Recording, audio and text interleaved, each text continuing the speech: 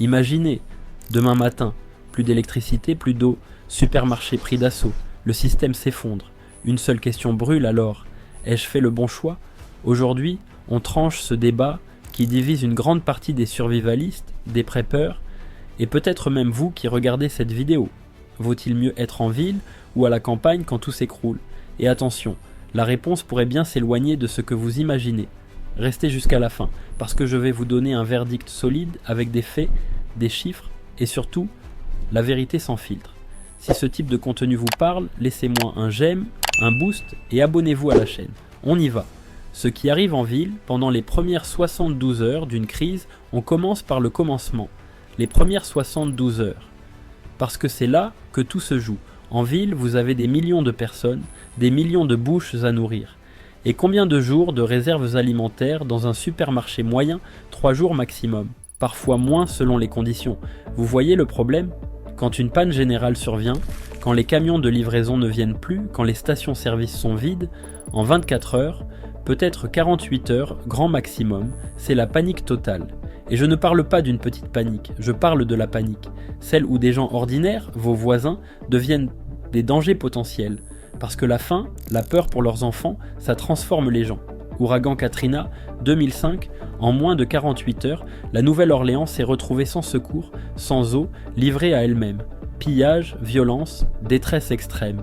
Ouragan Maria, 2017. À Porto Rico, l'électricité a disparu presque partout.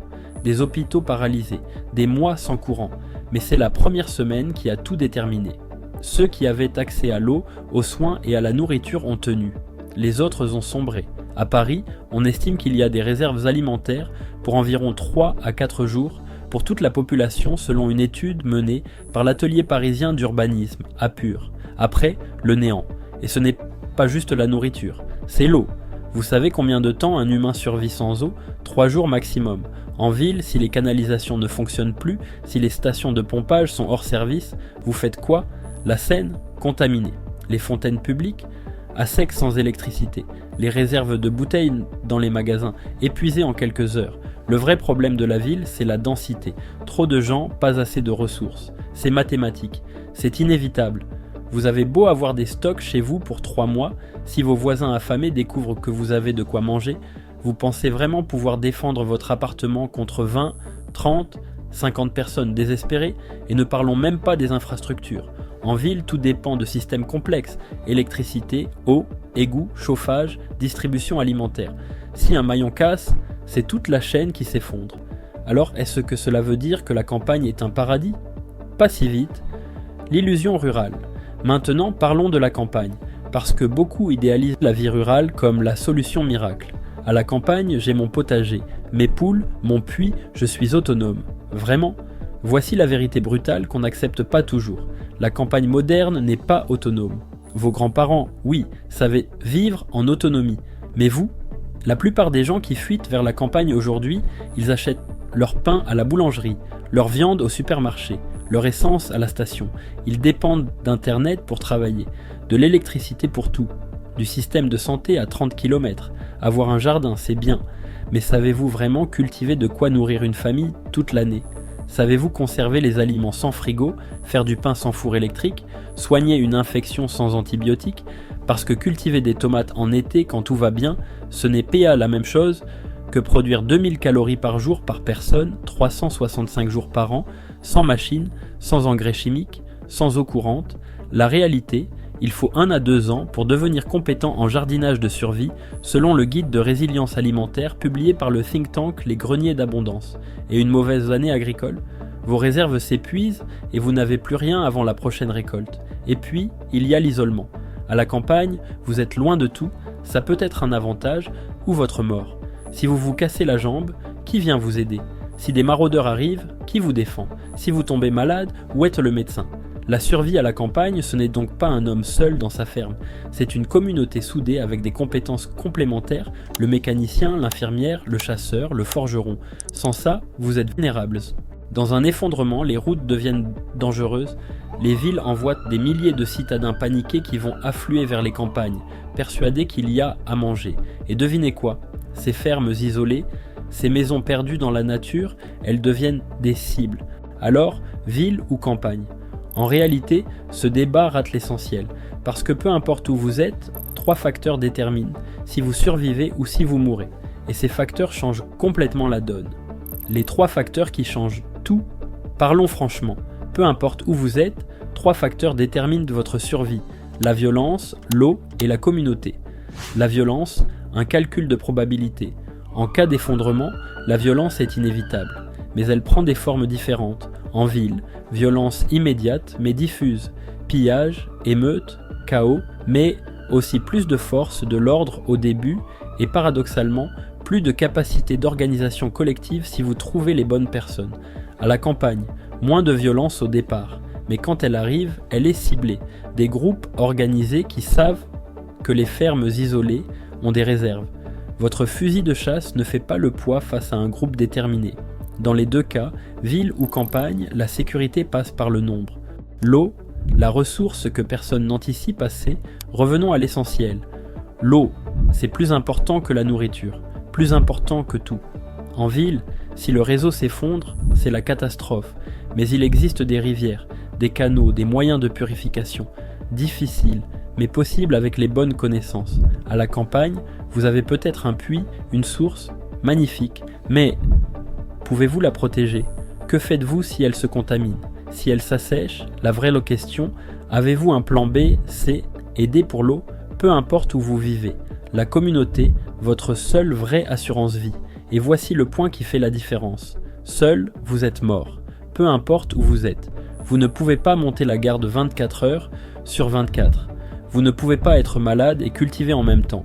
Vous ne pouvez pas tout savoir, tout faire. La survie, c'est une question de communauté. En ville, diversité de compétences incroyables. Médecins, ingénieurs, électriciens, mécaniciens, si vous avez construit ces liens avant.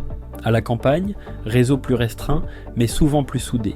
Si vous connaissez vos voisins, si vous avez créé une vraie entraide avant la crise, vous avez un atout considérable. Dans les 2 cas, c'est la même règle. Sans communauté préparée, vous perdez. Maintenant, la question demeure. Alors concrètement, qu'est-ce que je fais? Ville ou campagne? Voici le verdict. Le verdict final. Alors, ville ou campagne, la vérité, il n'y a pas de bonne réponse universelle. Je peux comprendre si vous êtes frustré. Vous vouliez peut-être une réponse tranchée, mais la réalité est plus nuancée.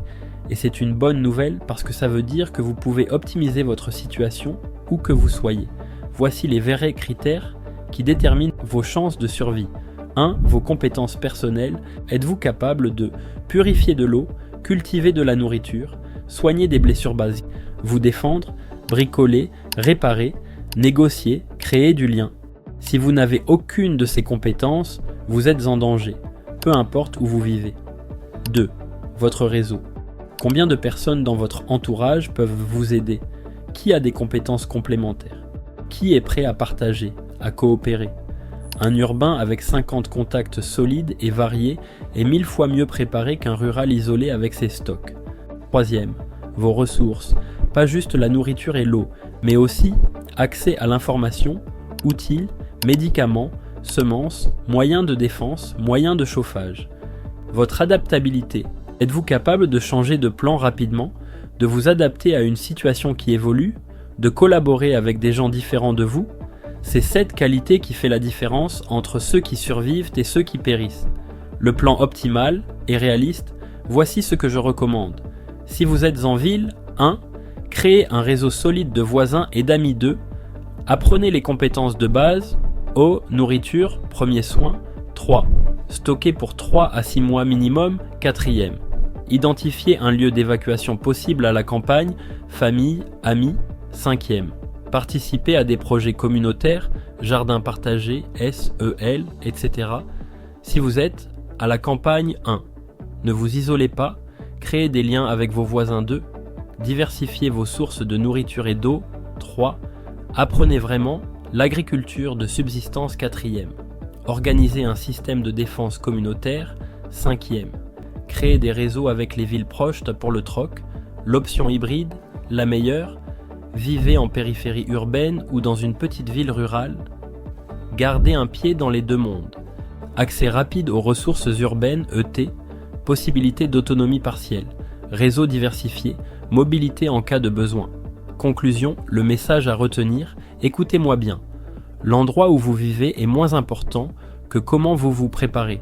La survie n'est pas une question de géographie, c'est une question de compétences, communauté, adaptabilité, préparation mentale. Vous voulez vraiment augmenter vos chances de survie? Arrêtez de fantasmer sur la cabane isolée, dans les bois ou sur la ville forteresse. Et commencez à 1. Apprendre des compétences concrètes. Maintenant 2.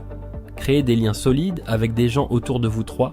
Stocker intelligemment eau, nourriture, médicaments, outils. 4. Vous entraîner physiquement et mentalement. 5. Avoir plusieurs plans d'évacuation. Parce que la vraie question n'est pas ville ou campagne. La vraie question, c'est: suis-je préparé à m'adapter à toutes les situations? Et vous, où en êtes-vous dans votre préparation? Ville ou campagne? Quels sont vos plus gros défis?